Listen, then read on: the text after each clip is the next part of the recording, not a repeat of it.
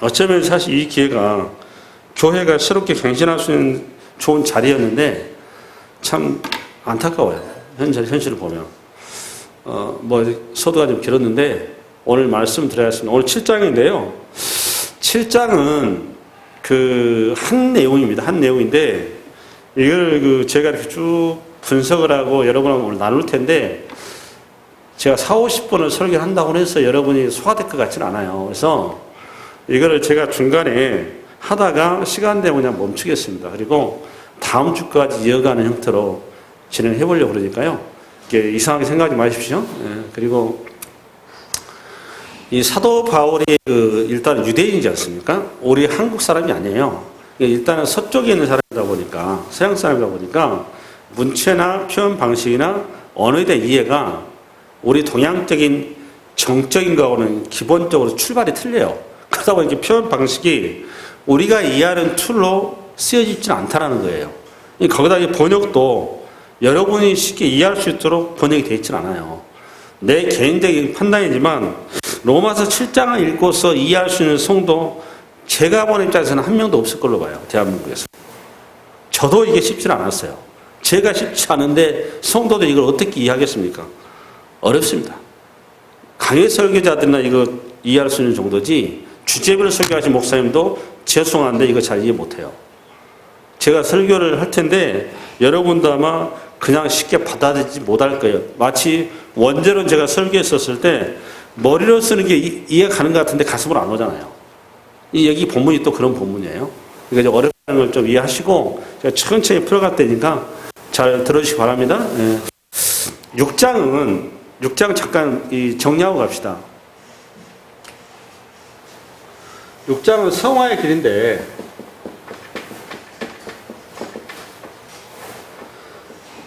세례받은 자, 십자가의 죽음에 연합된 자, 이걸 우리식으로 성도 그러는 거거든요. 성도가 가야 될 길은 아직까지 우리의 몸은 세상 가운데 있단 말이죠. 그죠? 그러나 우리의 영혼의 마음은 하나님 나라에 있단 말이죠. 그죠? 이 간격이 있어요. 몸과 마음이 지금 위치가 틀려. 그러다 보니까 여기에서 갈등이 발생하는 거죠. 갈등이 발생하는 것이 그거에 대해서 이제 어떻게 이 갈등을 회수하면서 갈 것이냐라는 것을 얘기한 게 성화의 길이다 그 말이건데 그 성도의 길에 대해서 제일 좋은 샘플은 우리 신앙의 선조들의 길이 우리의 가장 좋은 샘플이란 말이에요. 그래서 우리 신앙의 대표적인 샘플이 이스라엘 민족이란 말이죠. 그 이스라엘 민족의 삶의 역사를 통해서 제가 성화의 길이 무엇인지를 여러분에게 설명을 했었어요. 그게 이제 출애굽 사건이었었죠? 출애굽 사건. 이 사건을 통해서 여러분께 나눴는데 오늘은 6장의 내용이 쉽게 해서 사도 바울의 신학이 여러분이 이제 이렇게 제 설교를 듣다 보니까 어느 부분이 객관적으로 가장 취약하다고 생각을 하십니까? 여러분 객관적으로 생각했을 때 이렇게 이해할 필요가 있습니다. 바울이 지금 이 신체 신학을 내세우는데 이 신체 신학을 내세우는 사도 바울의 그 신학에 있어서 우리가 받아들이면서 가장 취약한 부분이 어디라고 생각을 하세요? 믿음은 아주 최고예요. 그죠? 뭐가 취약? 행위가 취약한 거죠. 바로 그겁니다.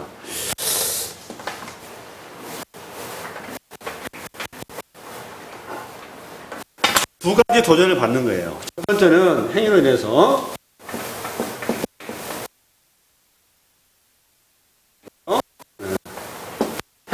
폐기라고 그랬습니다. 그래서 율법, 무용론 폐기를 했고 또 하나는 행위 극단적인 거예요. 완전주의예요. 그래서 율법, 완전주의 이렇게 나가는 겁니다. 근데 사도 바울의 신학에서 이신칭의 신학을 하니까 믿음으로 구원함 원다고 하니까 이 두 극단과의 사도 바울이 지금 부딪힌 거예요.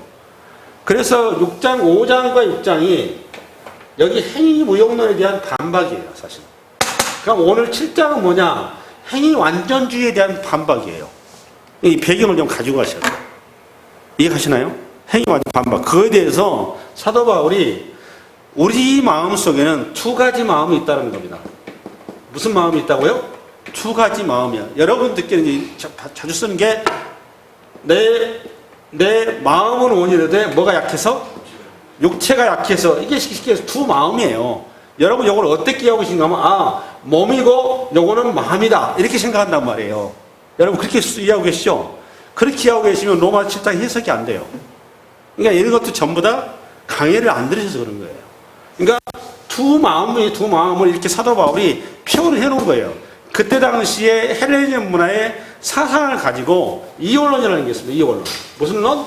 이원론이 뭔가 하면 성과 속이, 그러니까 성스러운 영역과 그 다음에 속세, 세상과 이것이 구분시켜 놓은 거예요. 그러니까 성스러운 거는 영혼을 얘기하는 것이고 그 다음에 속세는 요걸 육체를 얘기한 겁니다.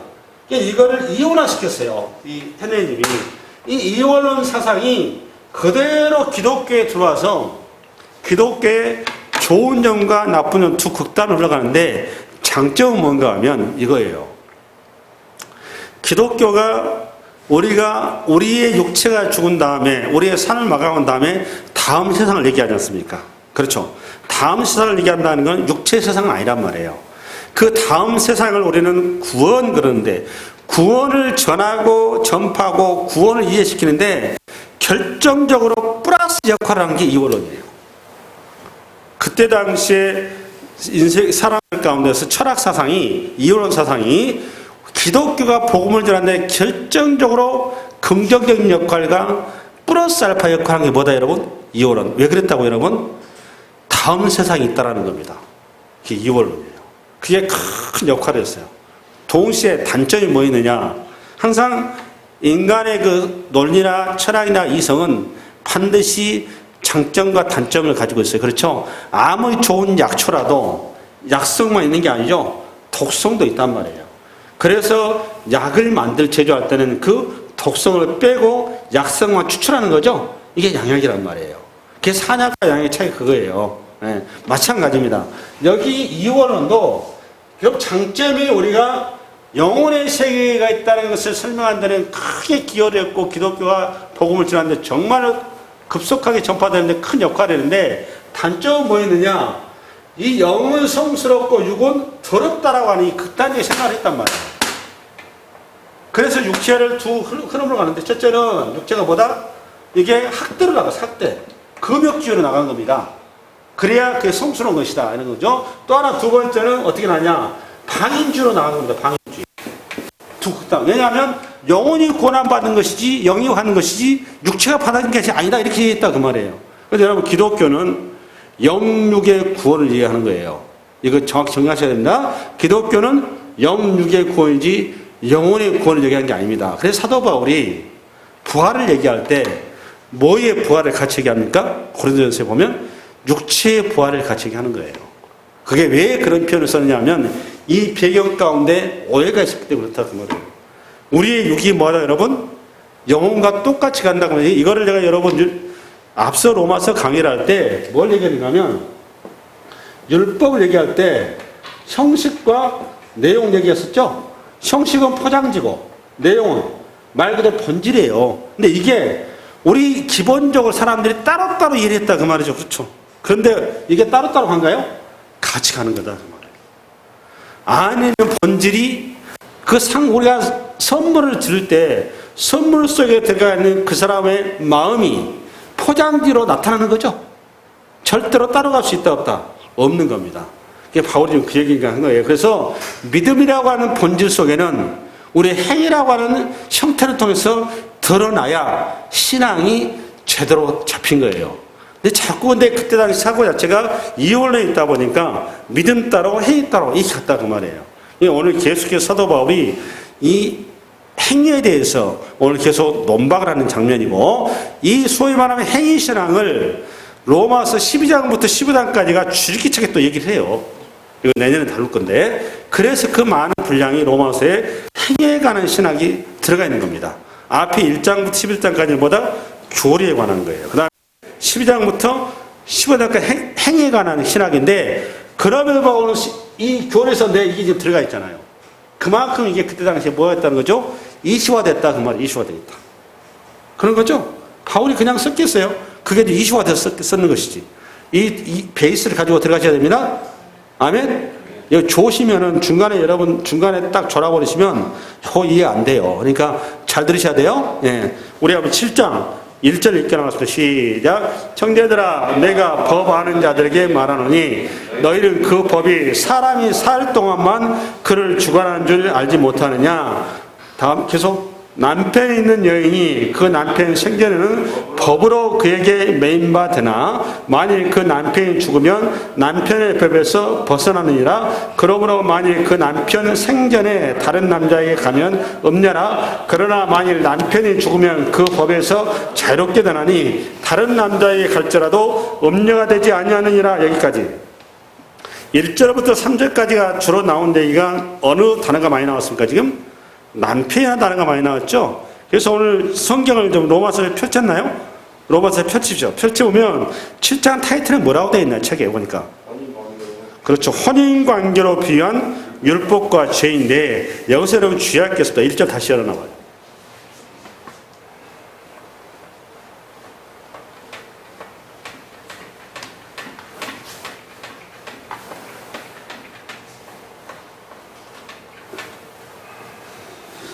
제가 최대한대로 이렇게 메시지를 풀어드릴 테니까 이렇게 여러분 천천히 이해해 보시면 좋을 것 같아요.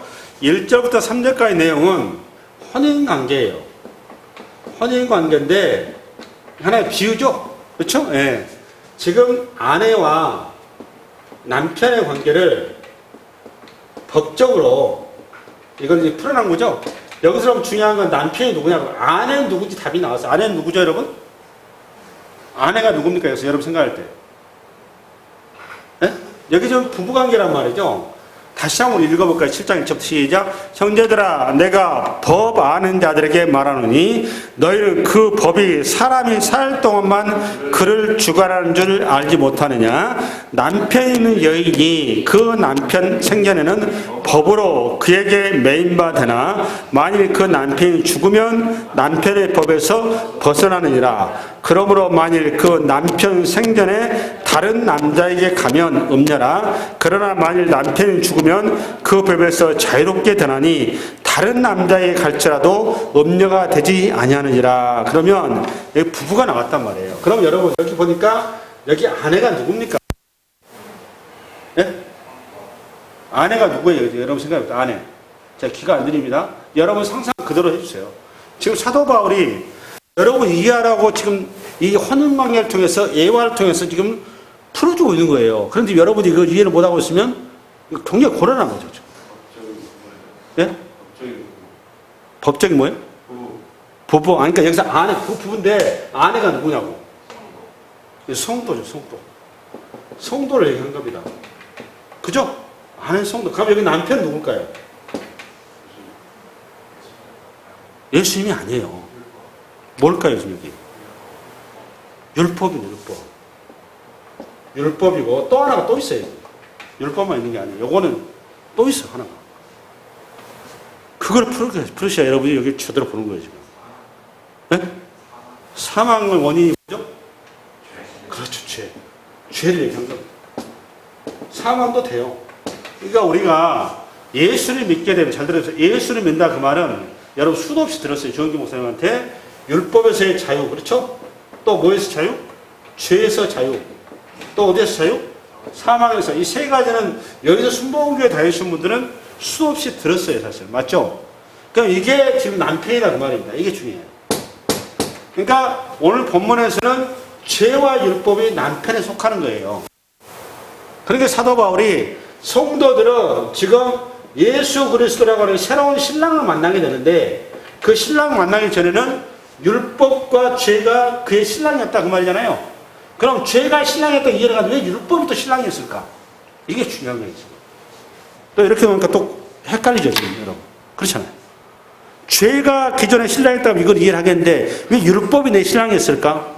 이게 고민스러운 거죠, 여기 지금. 이러고 풀어놓으니까 그렇죠. 그래서 이 7장이 어렵다 그 말이에요. 헷갈리죠, 지금. 그렇잖아요. 새로운 남편이 누구라고 하냐면 예수예요. 그러면 여기 기존의 율법은 죄를 이해하겠어. 사망도. 율법은 뭐냐 이거예요. 그래서 골치 아프다. 그래서 여러분 제가 예전에 율법을 두 개로 나눴죠. 율법은 이렇게 내가 얘기했어요. 말씀이라고 하는 것은, 율법이라고 하는 것은 말씀 플러스 뭐다? 말씀 플러스 뭐다? 율법은 법이다. 법. 이해가셨나요? 그럼 이 말씀이 뭐고? 본질이고 내용이고, 이 법은 형식이란 말이에요. 네, 이때 당시 기호 대사를 읽겠습니다. 율법이라고 하는 것은 시내산에서 모세를 통하여서 하나님의 말씀을 인간의 언어 속에 담아서 인간에게 주신 거예요. 인간의 이해 툴 속에서. 인간의 이해 툴이 뭡니까? 법이란 말이에요. 말씀을 인간이 이해할 수 있는 법이라고 하는 형식을 통해서 시내산에서 누구를 통해 줬다고요? 모세를 통해서 준 겁니다. 그래서 율법 그런 거예요. 그래서 율법은 그 두 가지로 구분하셔야 됩니다. 첫 번째, 율법의 내용과 율법이 뭐다? 형식이 이렇게 구분하셔야 돼요, 여러분이. 이해됐어요? 이때 당시에 여러분 기억을 더듬어 있어요. 율법의 내용이 뭘까요? 율법의 내용은 여기 로마 직접 사실 로마 14장 빨리 열어봐요. 이 본문이 여러분이 베이스가 안 깔려 있으면, 그러니까 그동안 여러분 제 설교가 제대로 이해가 안 돼 있으면 이 본문 해석이 안 돼요. 간단한 내용이 아니란 말이에요. 로마서 13장 열어봐요. 8절을 열어보겠습니다. 8절. 258페이지. 폈나요? 폈으면 아멘? 예, 우리 한번 읽겠습니다. 시작. 피차 사랑의 빛 외에는 아무에게든지 아무 빛도 지지 말라. 남을 사랑하는 자는 율법을 다 이루는 자. 여기 두 개 핵심의 단어가 나왔어요. 율법과 또 뭐가 나왔죠? 사랑이라는 단어가 나왔습니다. 이걸 좀 주의하셔야 돼요. 9절 시작. 간음하지 말라, 살인하지 말라, 도둑질하지 말라, 탐내지 말라는 것과 그 외에 다른 계명이 있을지라도, 잠깐, 여기 간음, 살인, 도둑질, 탐내지 말라, 이거 전부 뭡니까 보니까? 십계명입니다. 십계명. 그러니까 여기 계명은 뭐죠? 지금 십계명에서 십계명을 얘기한 겁니다. 십계명이 있을지라도 내 이웃을 내 자신과 같이 사랑하라 하신 그 말씀 가운데 다 들었네요. 결국 십계명의 주제가 뭡니까? 사랑이죠, 사랑. 여러분, 계명의 핵심이 십계명이죠? 맞아요, 틀려요? 계명의 핵심이 십계명이에요. 그럼 그 십계명의 주제 핵심이 뭐였습니까? 사랑이라고. 하나님만을 섬기라 그 말이 사랑하라 그 말이에요. 사랑 본질. 그게 사랑이라는 겁니다. 그래서 그 결론이 10절입니다. 10절 시작. 사랑은 이웃에게 악을 행하지 아니하나니 그러므로 사랑은 율법이 뭐다? 완성이다. 여러분 이걸 어떻게 풀 겁니까? 율법이 보니까 뭐였습니까? 보니까 율법의 본질이 뭐예요, 여러분? 사랑이죠. 사랑입니다. 이 사랑은 다른 말로 생명 그러는 거예요. 뭐라고요? 생명. 로마서 7장 10절 가보세요. 로마 10장 7장 10절 7장. 여러분 율법을 정확히 개념 정리를 하셔야 돼요. 예. 7장 10절 폈나요? 7장 10절 다 같이 읽겠습니다. 시작. 생명에 이르게 할 그 계명이, 잠깐, 생명에 이르게 할 그 계명이 그랬어요. 다시 한번 읽어볼까요? 시작. 생명에 이르게 할 그 계명. 여러분 계명이 뭡니까? 계명이 뭐예요, 여러분? 율법이에요. 여러분 계명과 율법의 차이가 뭔가 하면 앞으로 봐보세요. 율법은 헌법이라고 그러면 계명은 법입니다. 법, 규칙, 시행령. 헌법이라면 계명은 뭐라고 여러분? 규칙과 시행령, 대통령령이랄지 국무총령이랄지 뭐 저 지사령이랄지 시행령 있잖아요. 시행 규칙. 세세한 내용이 계명이다 그 말. 그러니까 계명이 이 총합에서 뭐에 들어가는 거죠? 율법에 들어가는 거예요. 그러니까 그 계명이 여기 보니까 뭐라고 여러분? 생명이라는 겁니다. 생명. 정의되시나요? 그러면 앞으로 와보세요. 앞으로 와보세요. 율법이 지금 내용이 보니까 뭐였어 보니까? 사랑, 또 좀 전에 생명. 이게 중요한 거죠. 그러면 이거 이해가 되시나요? 그런데 여러분 율법 위에 왜 사랑과 생명에서 사랑과 생명이 그대로 이거는 내 남편이 돼야지. 왜 갑자기 이것이 지금 여기서 내가 벗어나야 되냐 그 말이지. 이해 안 가시죠? 여기서 말하는 율법은 형식을 얘기하는 거예요. 제가 이때 당시 얘기했어요. 내용과 형식으로 구분해야 된다. 이 형식이 뭐냐? 법이라고 하는 형식을 얘기하는 겁니다. 법의 기능이 뭐냐? 법의 기능이 뭡니까? 기준이죠, 기준. 잣대고. 그래서 법은 사람을 정죄한단 말이에요. 판단하고 사람을 갈라요. 그러니까 우리가 자꾸 왜 이게 말씀을 가지고 사람을 정죄하냐면 말씀이 갖는 기능이 그게 사람을 정죄하고 자르고 비판하기 때문에 그렇습니다. 근데 율법을 준 목적은 형식을 준 게 아니란 말이에요. 뭘 준 거죠? 내용을 준 거예요. 형식은 왜 줬느냐? 이해하라고 준 거예요. 이해하라고. 여러분, 우리를 뭐하라고 줬다고 여러분? 이해하라고 준 거예요. 그 형식을 통해서 안에 본질을 붙들라 그 말이에요. 본질을 주면 이해를 못하니까 포장을 해서 그걸 우리가 준 거란 말이에요. 아멘? 아멘? 그래, 가면 정리됐습니다. 여기 오늘 로마서 7장 1, 2, 3절에 나온 남편은 율법의 형식이고 죄고 사망이다 그 말이에요. 율법의 내용이 아니에요. 이거 정리하고 하셔야 됩니다. 오늘 7장이 율법의 형식과 내용이 혼재되어 있다 그 말이에요. 이걸 여러분이 이해할 수 있도록 풀어놓지를 않았어요. 오늘 지금 7장 10절과 12절 같은 경우는 율법의 내용입니다. 내용. 이게 어떤 데는 또 율법 형식이에요. 그 전에 다른 것들은. 뭐 5절이랄지 6절 이런 데는 율법 형식이란 말이에요. 이걸 구분하셔야 됩니다. 예, 그러면 다시 가겠습니다. 7장 1절부터 다시 나가겠습니다.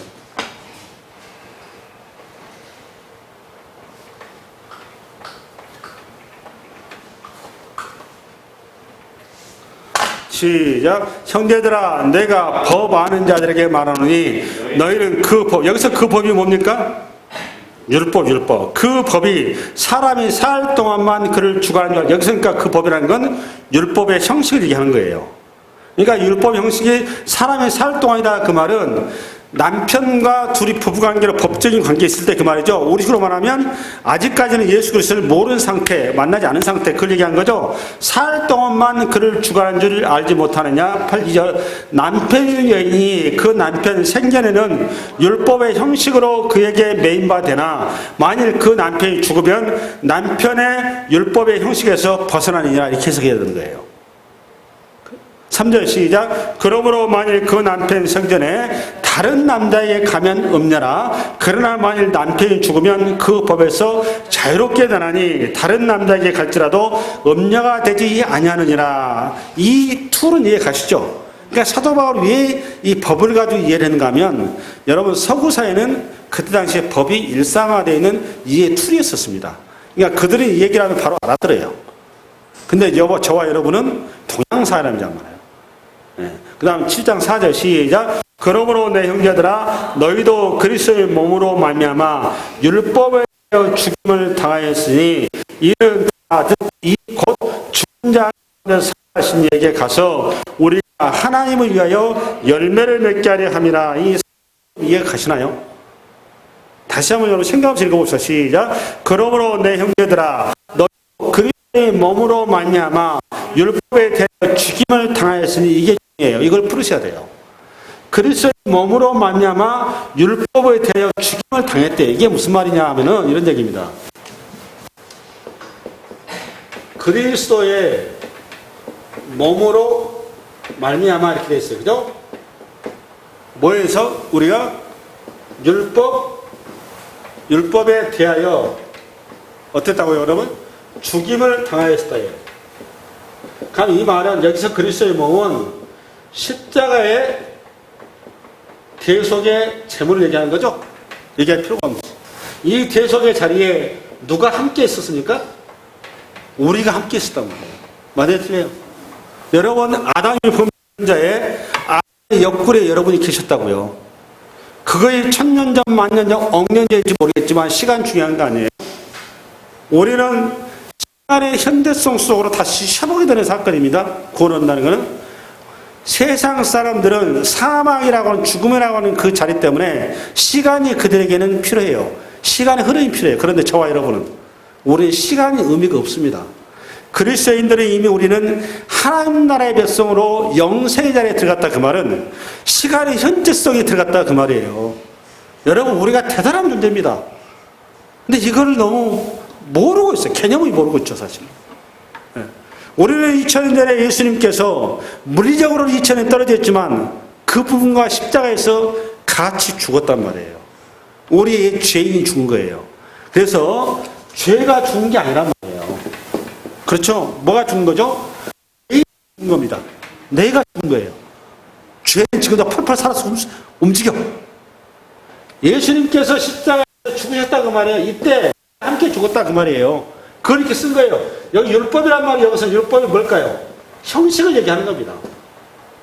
예전에 율법이라고 잣대해가지고 내가 죽을 수밖에 없는 죄인인데 거기에서 십자가의 공로로 주님과 함께 내가 죽었다고. 그래서 내가 어떻게 했다고 여러분? 그 죽었다고 죽었어. 율법이 죽었다. 예수님이 죽을 때 내가 같이 죽었다고. 그러면 여러분 한 번 죽는 것은 두 번 죽지 않아요. 노예가 해방될 수 있는 유일한 길이 뭡니까? 이 중세 사회에서 예수님 당시에 노예라는 신분을 벗어날 수 있는 유일한 게 딱 한 가지밖에 없습니다. 그게 뭘까요? 죽는 거예요, 죽는 거. 죽기 전에는 그 신분은 부모가 노예도 노예고 그냥 자기자 관계없이 처음부터 끝까지 인생이 노예입니다. 이 노예에서 벗어날 수 있는 유일한 길은 죽는 겁니다, 죽는 거. 우리가 그렇다고 말이에요. 우리가 죄에서 노예할 수 있는 유일한 길은 뭐다, 여러분? 죽는 거예요, 죽는 거. 예수 그리스도 안에 순간 죽어야만이 우리가 죄에서 노예할 수 있는 거예요. 한 번 죽지 두 번 죽지 않는다고 그랬어요? 아멘? 아멘? 지금 그 얘기를 하는 거예요. 우리가 다시 읽겠습니다. 시작. 그러므로 내 형제들아 너희도 그리스도의 몸으로 말미암아 율법에 대하여 죽임을 당하였으니 이는 다르니 곧 죽은 자 가운데서 살아나신 이에게 가서 우리가 하나님을 위하여 열매를 맺게 하려 함이라. 여러분 이 열매도 얘기했어요. 누책에 열매가 무슨 열매? 사랑의 열매, 성령의 열매, 생명의 열매. 우리는 이제 사망의 열매, 저주의 열매, 죽음의 열매가 아니라 사랑의 열매, 생명의 열매, 행복의 열매를 우리는 맺는 자로 우리의 신분이 바뀌었다 그 말이에요. 할렐루야. 우리 5절 우리 동호 졸지마. 5절 시작. 우리가 육신에 있을 때에는 율법으로 말미암은 죄의 정욕이 우리 지체 중에 역사하여 우리로 사망을 위하여 열매를 맺게 하였더니. 잠깐 5절은 사자에 대한 추가적인 설명인 거죠. 그렇죠? 그럼 우리가 육신에 있을 때 그 말이 무슨 말인가 하면 이것도 바울의 당시의 그 문화적인 표현이에요. 육신에 있다 이 말이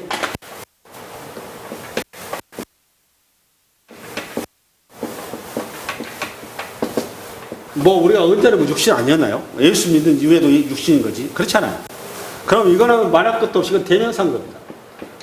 이걸 여러분들 이해를 쉽게 하기 위해서 창세기 6장 2절 3절 열어봐. 창세기 6장 시작. 하나님의 아들들이 사람의 딸들의 아름다움을 보고 자기들이 좋아하는 모든 여자를 아내로 삼는지라.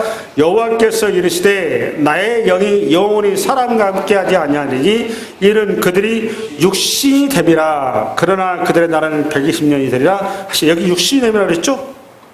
여러분 세상에 원래 육신인데 뭐 육신이 된다고 그러겠어요. 여기 육신이 뭘까요? 하나님을 떠난 자리 그만입니다. 그러니까 하나님을 떠난 자 그 말이에요. 하나님을 떠나서 내가 있던 시간,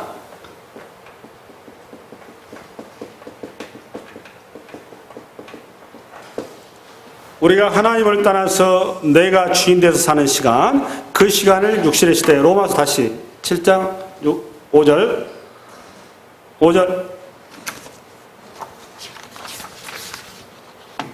7장 5절 다시 읽겠습니다. 시작. 우리가 육신에 있을 때에는 율법으로 말미암는 죄의 정욕이 우리 지체 중에 역사하여 우리로 사망을 위하여 열매를 맺게 하였더니. 그 다음에 이제는 우리가 얽매였던 것에 대하여 죽었으므로 율법에서 벗어났으니 이러므로 우리가 영의 새로운 것으로 섬길 것이요 율법 조문에 묵은 것으로 아니할지나. 5절 다시 한번 좀 열어볼래요? 5절 다시 한번 읽어볼까? 시작. 우리가 육신에 있을 때에는 율법으로 말미암은 죄의 정욕이 우리 지체 중에 역사하여. 잠깐. 지금 육신 나왔고 그 다음에 죄의 정욕이 또 나왔어요. 그 다음에 또 뭐가 나왔는가 하면 이게 죄의 정욕이 어디에 역사한대요? 예? 우리의 지체 중에 역사인데요. 여러분, 근데 이것도 여러분이 그동안 이게 어떻게 보면은 내가 보는 입장에서는 그 이원론적인 툴을 가지고 수없이 듣다 보니까 우리의 몸이 죄짓는 줄 알아요, 여러분들은. 다시 한번.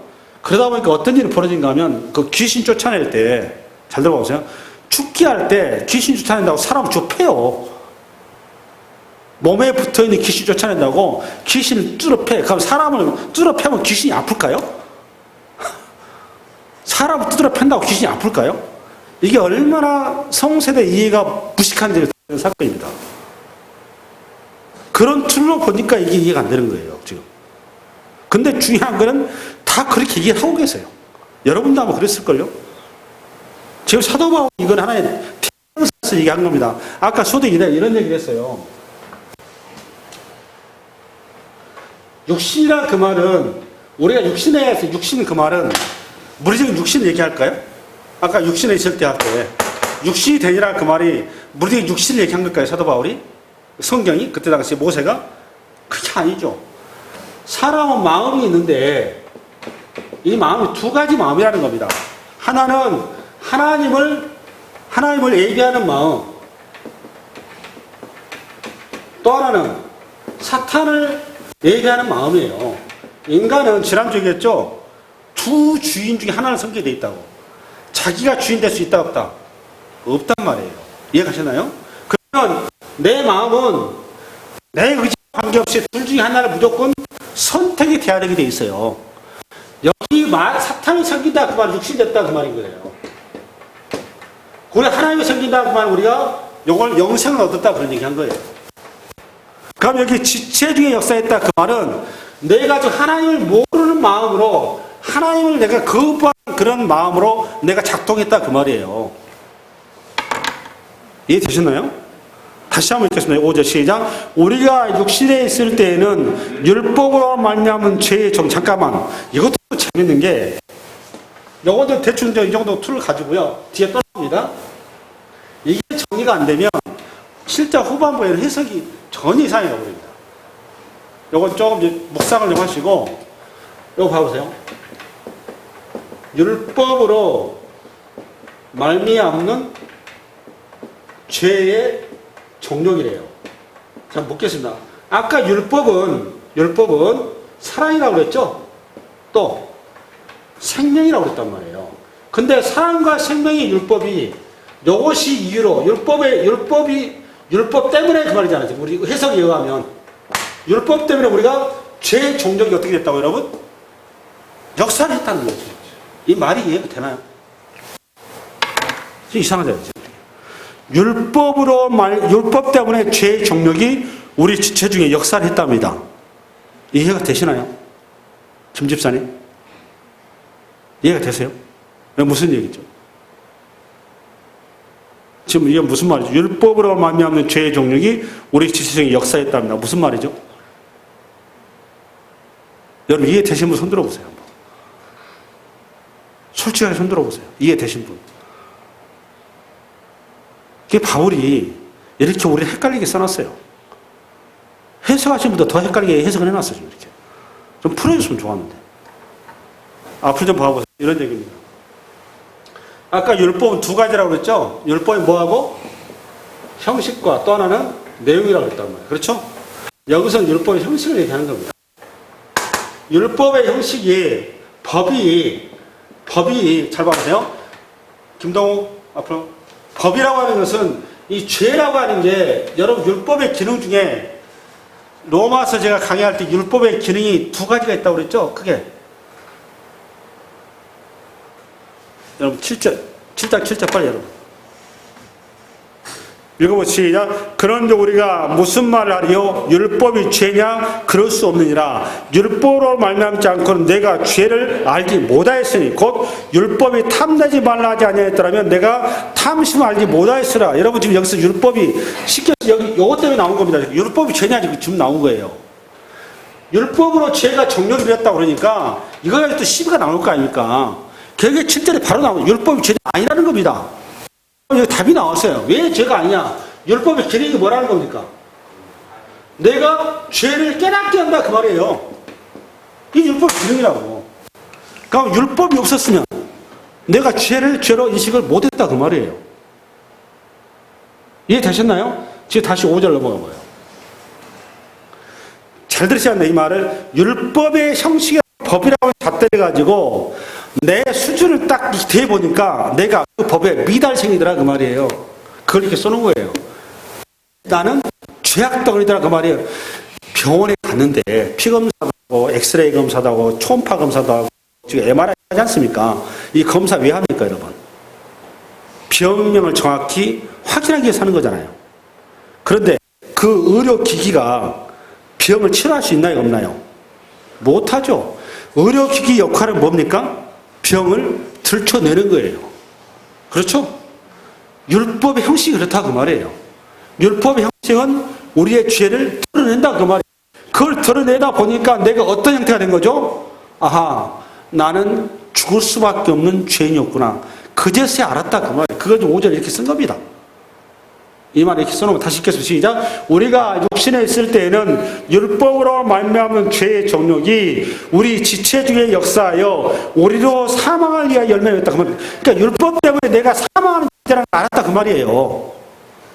율법 때문에 내가 죄의 정욕 가운데 내 지체가 거기에 허우적거리고 있다는 것을 율법의 형식을 통해서 그제서야 내가 알았다 그 말이에요. 병원에 가서 MRI를 찍었더니 내가 암덩어리가 있어 내가 죽을 수밖에 없는 상황이 됐다는 걸 알았다고 똑같은 내용이란 말이에요.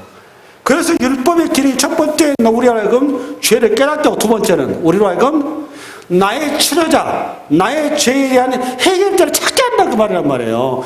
구세주를 우리 소망하게 한다 그 말이에요. MRI를 통해서 우리가 암덩어리가 발견돼서 누구를 찾아야 되겠습니까? 의사를 찾아야 될 거 아니에요. 그 얘기하는 거예요. 그래서 여러분 율법이 이 축복된 율법이 중요한 거는 죄인들한테 그 역할을 했냐 그 말이에요. 여러분들한테 여러분 율법은 여기서 오늘 여기까지만 하고 끝내야 될 것 같은데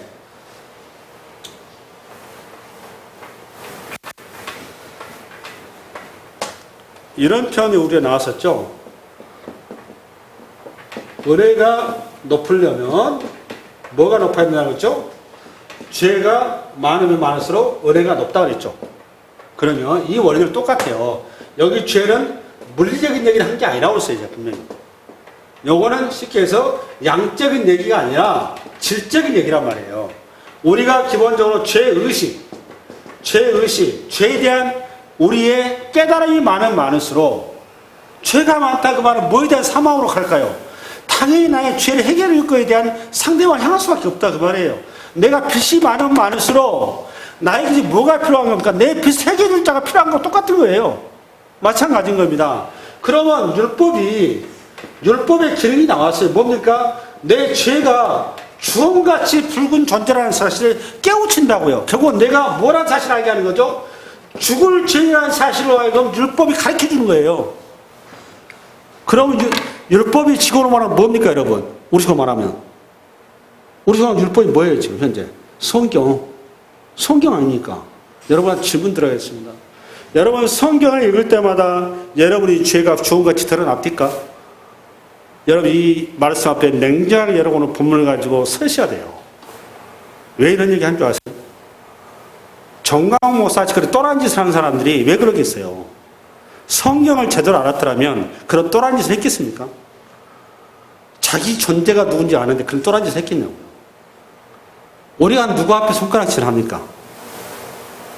누구 앞에 우리가 또란 손가락질을 하겠어요? 나도 지금 어떻게 할 수 없는 판에 성경을 알면 알수록 누구한테 손가락질 못하게 되어 있습니다. 오히려 사람이 불쌍하게 되어 있어요. 나도 이런 존재인데 저들도 죽어가는데 저들을 살려야 될 게 아닙니까? 그래서 어디로 갈까요? 복음 증거자로 서는 거예요. 그리고 정죄를 못하는 겁니다.